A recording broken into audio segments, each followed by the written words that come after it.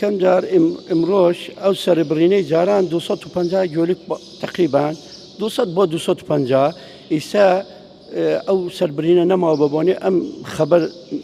نخوشي و خبر مزرعه قپات به امروز 14 جولك ما سربريو 14 جولك و برخيش جاران اگشت 350 إسا برخشتي خوي امروز تقريبا 100 دنيا نجيشت أو حديك جاران سرمانا بري فأما أجر وهابي بلن قباتي كان أما أبيت فوزي لنا دكانة كان سربرن أبيت عشوائي نتوصية دكتور هي فحصي دكتور هي بيان نختم هي نوصيها بكيف خوي لو أنا توبيش سري برا فروشه يعني نخوشيتها سري برا إذا تعالى إما بالعكس اللي أبي أو خبرنا بيت ليلة كسلبريت دكتور كان حمي فحصي كان أو توصيات ما نشيء كخوتان سيرتان كدوه توصيات دكتور حميدان أو ليلة لنا وقفك هي